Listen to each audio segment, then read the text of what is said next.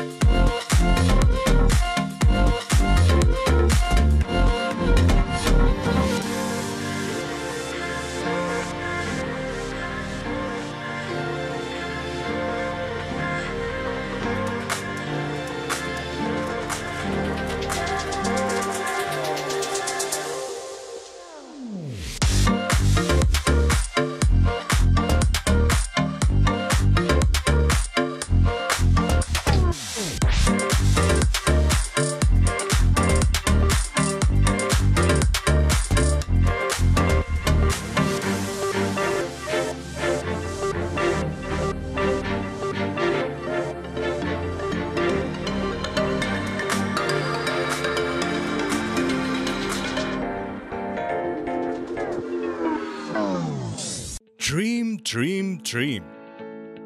Dream transform into thoughts, and thoughts results in action. We, Earth Kota Career Academy, will help you to achieve your dreams with our best and brightest minds.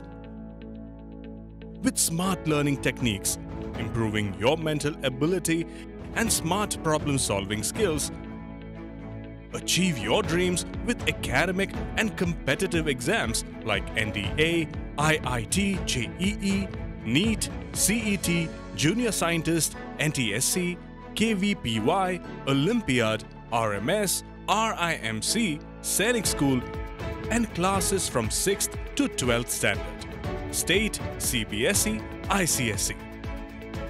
Developing high IQ and personal skills with social, emotional, and mental growth.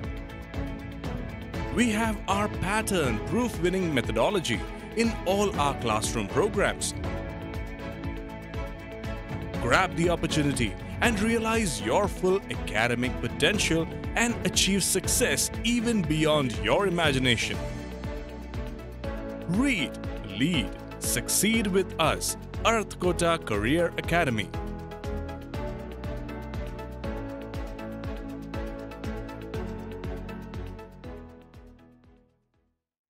आणि आता पाहूयात सविस्तर बातम्या।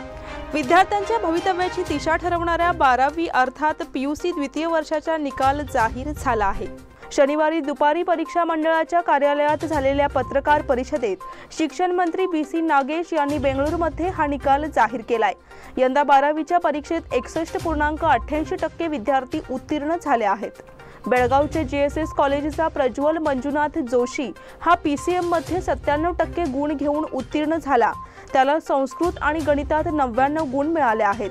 येथील केली पदवीपूर्व कॉलेजची विद्यार्थिनी ऋत्विका पाटील हिला एकूण 96% गुण मिळाले आहेत, तर तिला 3 विषयांमध्ये 100 पैकी 100 गुण मिळाले आहेत। पीयूसी द्वितीय वर्ष निकालात 91,106 विद्यार्थी विशेष प्रावीण्यासह उत्तीर्ण झाले आहेत। यामध्ये 14,200 विद्यार्थ्यांनी गणित विषयात 100 पैकी 100 गुण मिळविले आहेत, तर 2 विद्यार्थ्यांनी इंग्रजीमध्ये 100 पैकी 100 गुण मिळविले। एप्रिलच्या 22 ते 18 मे दरम्यान पीयूसीच्या परीक्षा झाल्या होत्या। 1076 केंद्रांमध्ये या परीक्षा घेण्यात आल्या होत्या। त्याचा निकाल आज घोषित करण्यात आला आहे। अग्निपथ विरोधी आंदोलनाचा वणवा दक्षिणेत पोहोचला। संरक्षण दलातील अग्निपथ भरती योजनेविरोधातील उद्रेकाचे लोण शुक्रवारी देशाच्या दक्षिण भागातही पसरले। तेलंगणमध्ये सिकंदराबाद येथे पोलिसांनी निदर्शकांवर केलेल्या गोळीबारात एक ठार झाला। उत्तरेतील राज्यात उत्स्फूर्तपणे सुरू झालेल्या आंदोलनाची तीव्रता शुक्रवारी सलग तिसऱ्या दिवशीही कायम होती। अनेक राज्यांच्या विविध भागात शुक्रवारीही तरुणांनी अग्निपथ विरोधात हिंसक निदर्शने केली।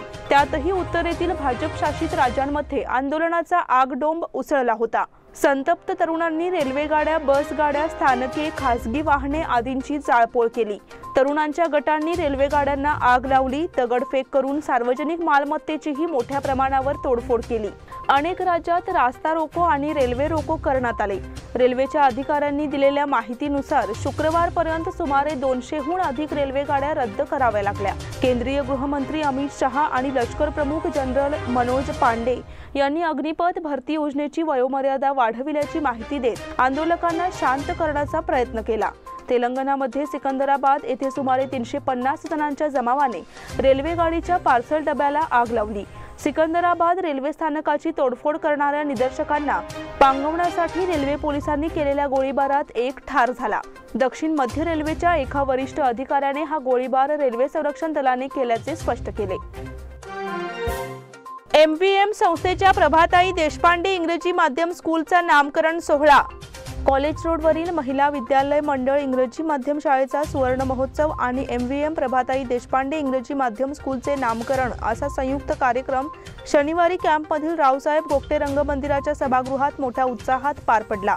व्यासपीठावर कोल्हापूर येथील रामकृष्ण मिशन संस्थेचे अध्यक्ष स्वामी बुद्धानंदजी, शाळेचे अध्यक्ष भगवानदास कपाडिया, ट्रस्टी ॲडव्होकेट अशोक पोद्दार, अजित शानबाग, उपाध्यक्ष मधुकर परांजपे, उपाध्यक्ष विवेक तिनईकर, सेक्रेटरी ॲडव्होकेट विवेक कुलकर्णी, संयुक्त सेक्रेटरी सचिन बिच्चू, सदस्य श्रीधर देशपांडे, मुख्याध्यापिका कविता परमाणी उपस्थित होते। प्रारंभी 51 विद्यार्थ्यांनी भरतनाट्यम सादर करून उपस्थितांचे स्वागत केले। त्यानंतर व्यासपीठावरील मान्यवरांच्या हस्ते आणि माजी शिक्षक वर्ग आणि माजी विद्यार्थ्यांच्या हस्ते दीप प्रज्वलन करून समारंभाचे उद्घाटन करण्यात आले। यावेळी शाळेचे सेक्रेटरी आणि माजी विद्यार्थी ॲडव्होकेट विवेक कुलकर्णी यांनी संस्थेच्या महिला विद्यालय इंग्रजी माध्यम शाळेने यापूर्वी केलेल्या 51व्या वर्षाच्या यशस्वी वाटचालीचा आढावा घेतला। शाळेच्या संस्थापिका आदरणीय प्रभाताई देशपांडे यांच्या 91व्या महिला विद्यालय कार्यकारी मंडळाच्या समितीने एकमताने ठराव संमत करत शाळेचे नामांतरण महिला विद्यालय मंडळाची प्रभाताई देशपांडे इंग्रजी माध्यम शाळा असे केले आहे। यावेळी प्रमुख पाहुणे आणि मान्यवरांच्या हस्ते शाळेच्या नवीन नावाच्या फलकाचे अनावरण करून आदरणीय प्रभाताई देशपांडे यांना आदरांजली वाहण्यात आली। अग्निपथ विरोधी आंदोलन चुकीचे असल्याचे भाजप नेत्यांचे मत। केंद्र सरकारने जाहीर केलेली अग्निपथ ही सैन्य भरतीची योजना सध्या विरोधाच्या भोवऱ्यात सापडली आहे। मात्र हा प्रकार चुकीचा आहे। गैरसमजुतीमधून आंदोलन भडकवणाऱ्या काही राजकीय पक्षांच्या कारस्थानामुळे आंदोलन चिघळत आहे। आंदोलनाची पद्धत चुकीची असून याबद्दल जागृतीसाठी कार्य हाती घेण्यात आले आहे, अशी माहिती भाजपचे राज्य प्रवक्ते ॲडव्होकेट MB जिर्ली आणि खासदार मंगला अंगडी यांनी पत्रकार परिषदेत दिली। बेळगाव उत्तरचे आमदार अनिल बेनके यावेळी उपस्थित होते। कारगिल युद्धानंतर भारताच्या तिन्ही सेना दलाच्या विशेष समितीने सैन्य भरती संदर्भात चिंतन करून केंद्र सरकारला अहवाल सादर केला होता। सैन्य दलाच्या विशेष समितीच्या शिफारशीनुसार केंद्र सरकारने देशातील तरुणांना सैन्यात सेवेची भरती मिळावी यासाठी अग्निपथ योजना जाहीर केली। मात्र याच चांगल्या योजनेचा अग्निकुंड बनवण्याचे काम विरोधकांनी केल्याची टीका भाजप प्रवक्ते ॲडव्होकेट MB जिर्ली यांनी पत्रकार परिषदेत बोलताना केली। पुढे बोलताना जिर्ली म्हणाले की सैन्य दलाच्या समितीच्या शिफारशीनुसार अग्निपथ योजनेची अंमलबजावणी होत आहे। 4 वर्षांच्या कालावधीनंतर अग्निपथ योजनेत काम केलेल्या अग्निवीरांना सरकारी सेवेत काम करण्याची संधी उपलब्ध होणार आहे। या योजनेच्या माध्यमातून देशात युवकांची शिस्तबद्ध फौज निर्माण होणार आहे, असे त्यांनी सांगितले। अखिल भारतीय हिंदू राष्ट्र अधिवेशनात गुरुकुल शिक्षण पद्धतीवर चर्चा। भारतीय शिक्षण व्यवस्था ही आचार्यमूलक, ज्ञानमूलक, वसुधैव कुटुंबकमचा भाव निर्माण करणारी होती। या शिक्षणातून होणारी आध्यात्मिक क्रांती ही जगाला दिशादर्शक ठरणार आहे। त्यामुळे भारताच्या उज्ज्वल भविष्यासाठी आणि भारताला विश्वगुरू बनवण्यासाठी धर्मधारित गुरुकुल शिक्षण द्यावे असा ठराव तृतीय हिंदू राष्ट्र संसदेत करण्यात आला। वर्तमान स्थितीत हिंदू शैक्षणिक धोरण कसे स्वीकारावे या विषयावरील संसदेत सभापती श्री नीरज अत्री, उपसभापती सद्गुरू डॉक्टर चारुदत्त पिंगळे आणि सचिव म्हणून श्री शंभू गवारे यांनी काम पाहिले। सर्वोच्च न्यायालयाने श्री भगवद्गीतेला राष्ट्रीय ग्रंथ मानण्यास नकार दिला असल्याने गीतेचा समावेश शिक्षणात करणे अयोग्य आहे असा प्रस्ताव या संसदेतील विरोधी पक्षांच्या सदस्यांनी मांडल्यावर त्यांचे खंडन करताना श्री रमेश शिंदे म्हणाले, शहाबानू खटल्यात मुसलमानांच्या तुष्टीकरणासाठी सर्वोच्च न्यायालयाने दिलेला निर्णय तत्कालीन संसदेने बदलला। त्यामुळे बहुसंख्य हिंदूंची जर श्री भगवद्गीता शिकण्याची इच्छा असेल तर सार्वभौम संसदेला तसा ठराव करण्याचा अधिकार आहे असे विचार त्यांनी व्यक्त केले। नमस्कार। गोवा फोंडा येथील श्री रामनाथ देवस्थानमध्ये 12 ते 18 जून या कालावधीत अखिल भारतीय हिंदू राष्ट्र अधिवेशनाचं आयोजन केलं होतं। या दशम अधिवेशनामध्ये भारतातील 26 प्रांतांसह हाँगकाँग, इंग्लंड, नेपाळ, अमेरिका आणि फिजी येथील अनेक संघटनांचे जवळपास 177 संघटनांचे प्रतिनिधी उपस्थित होते। या अधिवेशनामध्ये भारताला हिंदू राष्ट्र संवैधानिक आणि संसदीय मार्गाने कसे घोषित करता येईल याच्या संदर्भात विचारविनिमय झाला आणि एकमताने असा ठराव झाला की भारताला संवैधानिक आणि संसदीय मार्गाने हिंदू राष्ट्र घोषित करावे। यासोबत नेपाळलाही हिंदू राष्ट्र घोषित करावे असा प्रस्ताव सर्वानुमते या अधिवेशनात संमत करण्यात आला। वकिलांच्या आंदोलनाला यश, बेळगावला ग्राहक खंडपीठ मंजूर। कर्नाटक राज्य ग्राहक तक्रार निवारण आयोगाचे खंडपीठ अखेर बेळगावात उभारण्यासाठी मंजुरी मिळाली आहे। त्यामुळे बार असोसिएशन आणि वकिलांच्या बेमुदत आंदोलनाला यश मिळाले आहे। बेळगावातील वकिलांच्या वतीने मागील 4 दिवसांपासून आंदोलन छेडून सदर खंडपीठ बेळगावात स्थापन करण्याची जोरदार मागणी करण्यात आली होती। या मागणीचा पाठपुरावा करून आमदार अनिल बेनके यांनी थेट बेंगळूर येथे संपर्क साधला आणि सदर खंडपीठ बेळगावात स्थापन करण्याबाबत चर्चा केली। त्यानंतर हे खंडपीठ बेळगावात स्थापन करण्यासाठी हिरवा कंदील दाखवण्यात आला आहे। शुक्रवारी सायंकाळी उशिरा याबाबतची प्रत फॅक्सद्वारे पाठविण्यात आली आहे। त्यामुळे 3 दिवसांपासून सुरू असलेले बेमुदत आंदोलन अखेर मागे घेण्यात आले आहे। बेळगाव जिल्ह्याला वगळून गुलबर्ग्यात खंडपीठ उभारण्याची घोषणा करण्यात आली होती। त्यानंतर बेळगावच्या बार असोसिएशन आणि वकिलांनी बेमुदत आंदोलन सुरू केले होते। वकिलांच्या बेमुदत आंदोलनानंतर राज्य पातळीवर जोरदार हालचाली झाल्या आणि खंडपीठ बेळगावात स्थापन करण्याची घोषणा करण्यात आली आहे। थकीत बिलामुळे हेस्कॉमकडून कंगराळीतील पथदीपांचा वीज पुरवठा खंडित। कंगराळी ग्रामपंचायतीने पथदीपांचे बिल अदा केले नसल्याने हेस्कॉमने वीज पुरवठा बंद केला आहे। यामुळे गाव अंधारात सापडले आहे। बिल अदा केल्यानंतरच वीज पुरवठा सुरळीत करण्यात येईल अशी माहिती हेस्कॉमच्या अधिकाऱ्यांनी दिली आहे। पथदीपांचा वीज पुरवठा खंडित करण्यात आल्याने गावात रात्री अंधाराचे साम्राज्य पसरले आहे। ग्रामपंचायतीने वीज बिल भरले नसल्याने हेस्कॉमने वीज जोडणी खंडित केली असल्याची माहिती ग्रामस्थांनी दिली। ग्रामपंचायत अध्यक्ष पदावरून ग्रामपंचायतीतील वातावरण 7-8 महिन्यांपासून अस्थिर झाले आहे। अध्यक्ष उपाध्यक्षांवर अविश्वास ठराव संमत झाल्याने हे पद रिक्त झाले आहे। याचा परिणाम ग्रामपंचायतीच्या कामकाजावर झाला असून पथदीपाचे बिल 7-8 महिन्यांपासून भरलेले नाही। 19,54,000 वीज बिल भरणा बाकी आहे। त्यामुळे हेस्कॉमने वीज जोडणी खंडित केली आहे। परिणामी अंधाराचे साम्राज्य पसरले आहे। कंगराळीतील त्या माथेफिरूचा जमावाच्या हल्ल्यात मृत्यू। माथेफिरू नवऱ्याने पत्नी, 2 मुले व सासूला ठार मारण्याचा बेत आखला। यातून झटापट होऊन जमावाकडून नवऱ्याला मारहाण झाली व उपचारावेळी त्याचा मृत्यू झाला। परंतु आता पोलिसांनी मृताच्या 2 चुलत मेव्हण्यांसह काही तरुणांवर खुनाचा गुन्हा दाखल केला आहे। दीपक पांडुरंग वाके वय 42 राहणार हनुमाननगर असे मृताचे नाव आहे। या प्रकरणी मृताची बहीण प्रभावती पांडुरंग वाके राहणार हनुमाननगर यांनी दिलेल्या फिर्यादीनुसार गुन्हा दाखल झाला आहे। यामध्ये चेतन लक्ष्मण हुरुडे वय 24 व सुशांत लक्ष्मण हुरुडे वय 26 दोघेही राहणार गणेश चौक कंगराळी बीके यांच्यासह अन्य काही असा उल्लेख पोलिसांनी FIR मध्ये केला आहे। दीपक ज्या पत्नी व मुलाला मारण्यासाठी गेला होता त्या महिलेचे चेतन व सुशांत हे चुलत भाऊ आहेत. त्यांना सख्खी बहीण नसल्याने हेच तिचे सर्व काही बघत होते. दीपक जे कृत्य करीत होता त्यामध्ये अनेकांचा जीव गेला असता. त्यामुळे या सर्वांना वाचवण्यासाठी या दोघांसह काही जण पुढे गेले, परंतु अनावधानाने दीपकचाच यात मृत्यू झाल्याने काहीही चूक नसताना त्या दोघा सुशिक्षित तरुणांवर खुनाचा गुन्हा दाखल झाला आहे. त्यामुळे गावातून हळहळ व्यक्त होत आहे. शहर महाराष्ट्र एकीकरण समितीची उद्या तर तालुका समितीची सोमवारी बैठक. महाराष्ट्र समितीची महत्त्वाची बैठक रविवार दिनांक 19 रोजी सायंकाळी 5 वाजता होणार आहे. रामलिंग खिंड गल्ली येथील रंगूबाई भोसले पॅलेस या समिती कार्यालयात ही बैठक होणार आहे. मध्यवर्ती महाराष्ट्र एकीकरण समितीने 27 जून रोजी मराठी कागदपत्रांसाठी आयोजित केलेल्या मोर्चाबाबत चर्चा करण्यात येणार आहे.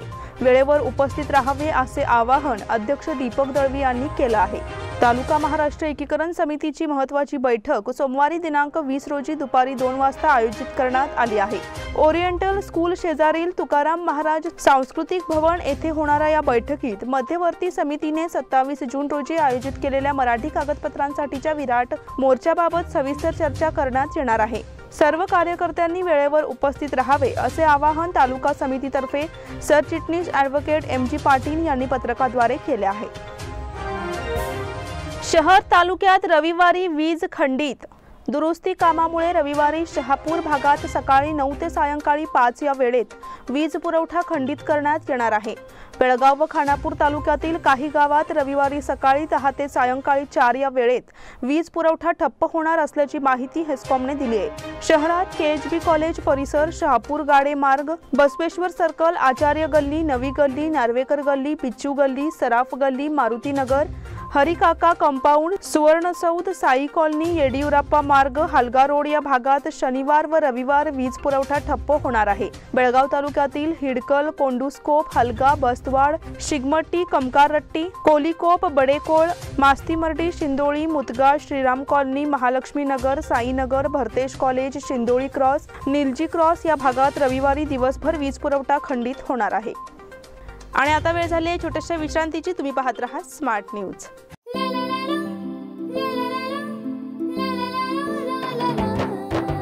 जले दीप अंगना में होगी रोशन दुनिया, पलकों तले छा जाए चांद तारों का साया, रंगोली में खिले रंग खुशियों की भी तरानी, तन मन झिलमिल जाए हर पल होंगी सुहानी, ये अटूट बंधन खिले हर आशियाना, रंग वस्त्रों का खजाना मन भाए आराधना, रंग वस्त्रों का खजाना मन भाए आराधना.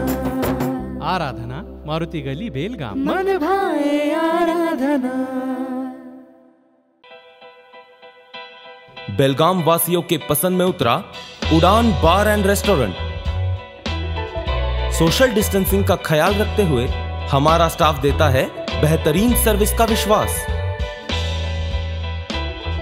यहां है पार्टी और फंक्शन के लिए 3 आलीशान हॉल, कारपोरेट डिनर मीटिंग के लिए 3 अलग कक्ष, IPL मैच देखने के लिए 3 बड़े स्क्रीन की विशेष सुविधा. इसके साथ ही साफ सुथरा किचन जहां हमारा वेल क्वालिफाइड स्टाफ देता है क्वालिटी और हाइजीनिक फूड की गारंटी. तो फिर खाने की हो बात तो आना परिवार के साथ. उड़ान बार एंड रेस्टोरेंट, लिंगराज कॉलेज के पास, बेलगावी. फोन 0831 2435 विश्रांतीनंतर पुन्हा एकदा आपले स्वागत. बेंगळूर महानगरपालिकेच्या धर्तीवर राज्यातील 10 पालिका आणि 312 स्थानिक स्वराज्य संस्थांत मालमत्तेसंदर्भातील सर्वच कर ऑनलाईन भरून घेण्यात येणार आहेत. याबाबत राज्य सरकारने निर्णय घेतलाय.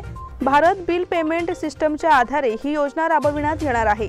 मालमत्ता संदर्भातील कर भरताना लोकांना रांगेचा त्रास सहन करावा लागतो. त्यामुळे बेंगळूर महापालिकेने घर बसल्या कर भरण्याची सोय करून दिली आहे. त्यामुळे त्या ठिकाणी या योजनेला नागरिकांचा चांगला प्रतिसाद लाभला. आता हीच योजना राज्यातील 10 महापालिकात आणि 312 स्थानिक स्वराज्य संस्थांत राबविण्यात येणार आहे.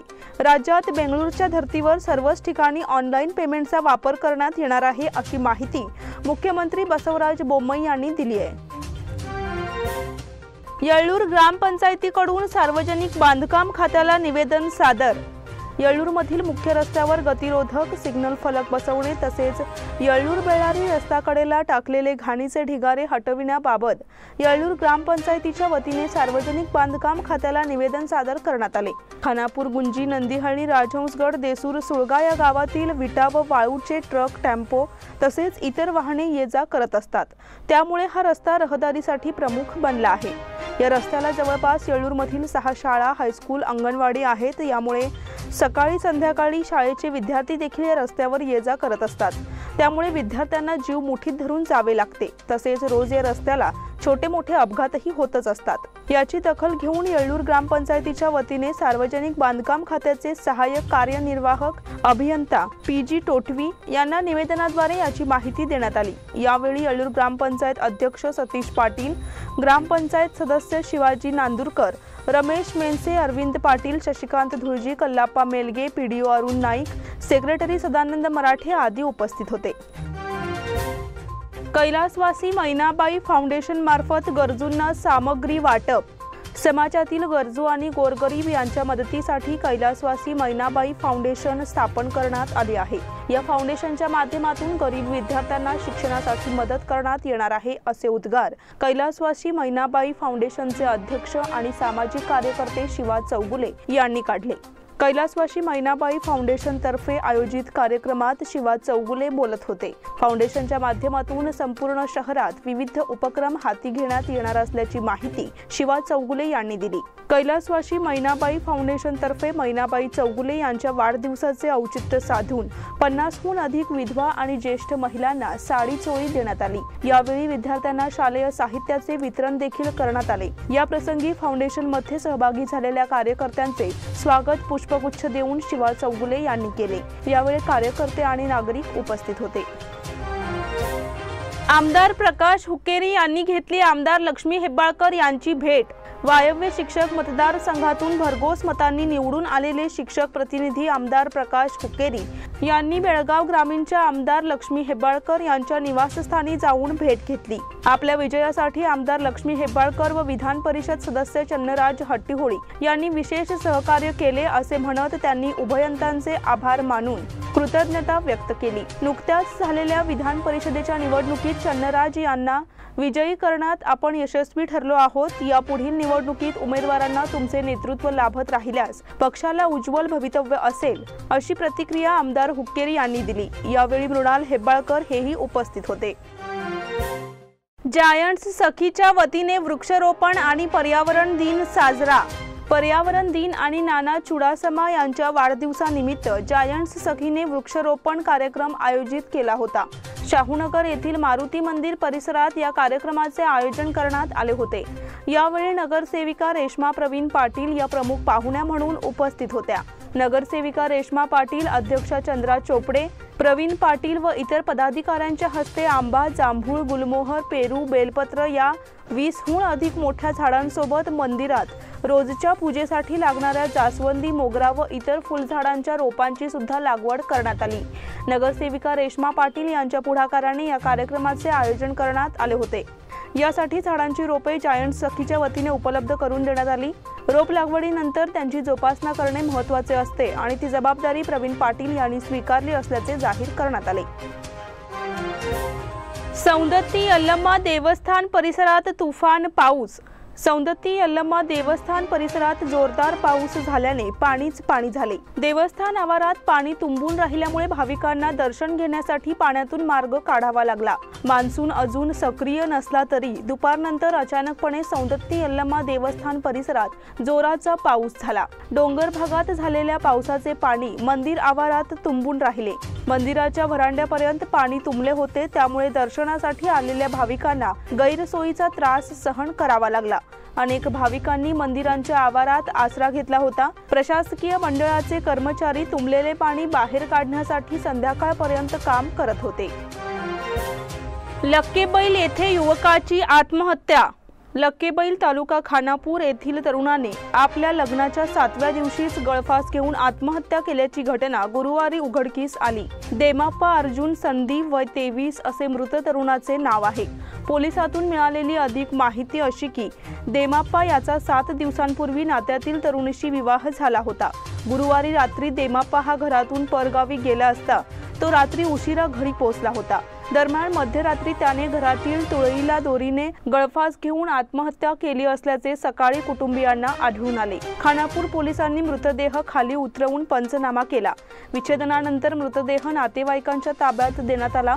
त्याच्या मागे पत्नी, आई वडील आणि मोठा भाऊ असा परिवार असून आत्महत्येमागचे कारण अद्याप स्पष्ट झालेले नाही। या घटनेची नोंद खानापूर पोलिसात झाली असून पोलीस निरीक्षक सुरेश शिंदे अधिक तपास करीत आहेत। ऑनलाईन पेमेंट करण्याचे सांगून घातला गंडा। फोनवर ऑनलाईन पेमेंट करण्याचे सांगून टिळकवाडी येथील प्रसिद्ध सराफ पेढीतून 5,71,000 किमतीचे सोन्याचे दागिने खरेदी करून पोबारा केल्याची घटना उशिरा उघडकीस आली आहे। या प्रकरणी टिळकवाडी पोलीस स्थानकात तक्रार दाखल करण्यात आली आहे। सोमवारी 13 जून रोजी दुपारी 3च्या दरम्यान रणधीर राजेंद्र भोसले राहणार जत जिल्हा सांगली या व्यक्तीकडून सोने खरेदी करण्यात आले होते। जवळपास 10 तोळे सोन्याचे दागिने त्यांनी खरेदी केले होते। यासाठी त्याने ऑनलाईन पेमेंट देण्यास सांगितले। त्यानुसार त्याने 1 रुपया फोन पेच्या माध्यमातून जमा केला। यानंतर उर्वरित रक्कम देण्यास अडथळा येत असल्याने त्याने सराफ पेढीतील कामगारांकडे पॅन कार्ड व कोरे धनादेश दिले। लवकरच रक्कम जमा होणार असल्याचे त्यांनी सांगितले, मात्र रक्कम जमा झाली नाही। बराच वेळ सराफ दुकानात घुटमळला। यानंतर तो तिथून बाहेर पडला। सदर व्यक्तीच्या फोन क्रमांकावरून संपर्क साधला असता त्याचा फोन नंबर बंद असल्याचे आढळून आले। ऑनलाईन पेमेंट जमा होईल या आशेवर विश्वास ठेवून असलेल्या कर्मचाऱ्यांना आपण फसलो गेल्याची जाणीव झाल्यानंतर टिळकवाडी पोलीस स्थानकात तक्रार दाखल केली आहे। पोलीस निरीक्षक राघवेंद्र हवालदार अधिक तपास करीत आहेत। इंडोनेशिया खुली बॅडमिंटन स्पर्धा प्रणॉय उपांत्य फेरीत। भारताच्या एच.एस. प्रणॉयने डेन्मार्कच्या जागतिक क्रमवारीत 13व्या क्रमांकावरील रॅस्मस गेमकेवर सरळ गेममध्ये विजय मिळवत इंडोनेशिया खुल्या बॅडमिंटन स्पर्धेची उपांत्य फेरी गाठली। थॉमस चषक बॅडमिंटन स्पर्धेच्या डेन्मार्क विरुद्धच्या अंतिम फेरीतील निर्णायक 5व्या सामन्यात प्रणॉयने गेम केलाच नमवून ऐतिहासिक जेतेपद पटकावले होते। उपांत्यपूर्व सामन्यात त्याच कामगिरीची पुनरावृत्ती करताना प्रणॉयने गेम केला 21-14, 21-12 असे 40 मिनिटात हरवले। त्यामुळे आतापर्यंतच्या या 5व्या सामन्यात प्रणॉयने 3रा विजय मिळवला। इंडोनेशिया स्पर्धेत जागतिक क्रमवारीत 23व्या क्रमांकावरील प्रणॉयने दुसऱ्यांदा उपांत्य फेरी गाठली आहे। याआधी 2017 मध्ये त्याने ही किमया साधली होती। मार्च महिन्यात स्विस खुल्या स्पर्धेच्या अंतिम फेरीपर्यंत मजल मारणाऱ्या प्रणॉयची उपांत्य फेरीत चीनच्या झाओ जून पेंगशी गाठ पडणार आहे। गुडघ्याच्या दुखापतीमुळे गेमकेचा खेळ अपेक्षेप्रमाणे बहरला नाही। पहिल्या गेममध्ये प्रणॉयने 5-0 अशी आघाडी मिळवली। त्यानंतर विश्रांती प्रसंगी त्याच्याकडे 11-7 अशी आघाडी होती, पण पहिला गेम सुद्धा जिंकण्यात त्याला अडचण आली नाही। दुसऱ्या गेममध्ये गेमके सुरुवातीला 3-6 असा पिछाडीवर होता, परंतु त्याने 6-6 अशी बरोबरी साधली। अगदी 9-9 अशी टक्कर सुद्धा त्याने दिली, परंतु नंतर प्रणॉयने सामन्यावर नियंत्रण मिळवत सामनाही खिशात घातला। ऑलिम्पिक पदकाचा स्वप्नीलचा निर्धार। पायाच्या दुखापतीमुळे धाकट्या भावाला कबड्डी खेळणे थांबवावे लागले। बहिणीने अभ्यासाला प्राधान्य देत खेळामध्ये कारकीर्द न करण्याचा निर्णय घेतला। मात्र थोरला भाऊ असलेल्या स्वप्नील कुसळेने नेमबाजीवर लक्ष केंद्रित करत 2024च्या पॅरिस ऑलिम्पिकमध्ये देशासाठी पदक जिंकण्याचा निर्धार केला आहे। 26 वर्षीय स्वप्नीलने या महिन्याच्या सुरुवातीला बाकू येथे झालेल्या विश्वचषक नेमबाजी स्पर्धेतील 50 मीटर रायफल 3 पोझिशन प्रकारात तिहेरी पदक कमाई केली। त्याने वैयक्तिक आणि पुरुष सांघिक गटात रौप्य तर मिश्र सांघिक गटात सुवर्ण पदक पटकावले। या कामगिरीबाबत स्वप्नील समाधानी असून आगामी काळात यापेक्षाही दर्जेदार खेळ करण्याचे त्याचे ध्येय आहे। बाकू येथे झालेल्या विश्वचषकापूर्वी मी खूप मेहनत घेतली होती, त्यामुळे या स्पर्धेत यशस्वी कामगिरीचा मला विश्वास होता। मला 3 पदके जिंकता आली याचे नक्कीच समाधान आहे। या 3 पैकी वैयक्तिक गटातील रौप्य पदक माझ्यासाठी सर्वात खास आहे। या गटात सहभागी झालेल्या सर्वच नेमबाजांना ऑलिम्पिकमध्ये खेळण्याचा अनुभव होता, तसेच ते वयानेही माझ्यापेक्षा मोठे होते, त्यामुळे या गटात पदक जिंकणे सोपे नव्हते असे स्वप्नील म्हणाला। त्याने गेल्या वर्षी दिल्ली येथे झालेल्या विश्वचषकातही सांघिक गटात सुवर्ण पदक मिळवले होते। मूळचा कोल्हापूर जवळील कांबळवाडीचा रहिवासी असलेल्या स्वप्नीलने 2008 मध्ये सांगली येथील क्रीडा प्रबोधिनीमध्ये प्रवेश मिळवला आणि पुढील वर्षी खेळ निवडण्याच्या वेळी त्याने नेमबाजीला पसंती दिली। त्याने 2009 ते 2014 या कालावधीत क्रीडा प्रबोधिनीच्या नाशिक केंद्रात सराव केला। त्यानंतर मध्य रेल्वेमध्ये नोकरी मिळाल्यावर तो पुण्यात वास्तव्यास आला आणि तिथे बालेवाडी स्टेडियम मध्ये सरावाला प्रारंभ केला। माजी ऑलिम्पिकपटू दीपाली देशपांडे यांच्या मार्गदर्शनाखाली सराव करणारा स्वप्नील आता स्वतः ऑलिम्पिकमध्ये खेळण्यासाठी उत्सुक आहे। प्रो लीग हॉकी भारतीय पुरुष संघापुढे आज नेदरलँड्सचे आव्हान। आगामी राष्ट्रकुल क्रीडा स्पर्धेच्या पदकाचे लक्ष्य समोर ठेवत भारतीय संघ FIH प्रो लीग हॉकीमध्ये शनिवारी नेदरलँड्सशी अखेरचा सामना खेळणार आहे। गेल्या आठवड्यात अँटवर्प येथे भारतीय संघाने टोकियो ऑलिम्पिक विजेत्या बेल्जियमवर पहिल्या सामन्यात 5-4 अशा शूट आउटमध्ये रोमहर्षक विजय मिळवला। मग दुसऱ्या सामन्यात मात्र 2-3 अशी हार पत्करली। अमित रोहितदासच्या नेतृत्वाखाली भारतीय संघाने जागतिक क्रमवारीत अग्रस्थानावरील बेल्जियम विरुद्ध कडवी झुंज दिली। त्यामुळे 14 सामन्यात 29 गुणांसह भारतीय संघ सध्या गुणतालिकेत 3ऱ्या क्रमांकावर आहे। नेदरलँड आणि बेल्जियम यांच्या खात्यावर प्रत्येकी 31 गुण जमा आहेत। जागतिक क्रमवारीत 3ऱ्या क्रमांकावरील आणि विश्वचषक उपविजेत्या नेदरलँडला दुहेरी लढतींमध्ये नामोहरम करणे भारतासाठी आव्हानात्मक ठरणार आहे। युरोपियन वातावरणात खेळण्याचा फायदा भारताला 28 जुलै ते 8 ऑगस्ट या कालावधीत बर्मिंगहॅमला होणाऱ्या राष्ट्रकुलमध्ये होणार आहे। याचबरोबर स्मार्ट न्यूजचे आजचे बुलेटिन इथेच संपले। धन्यवाद।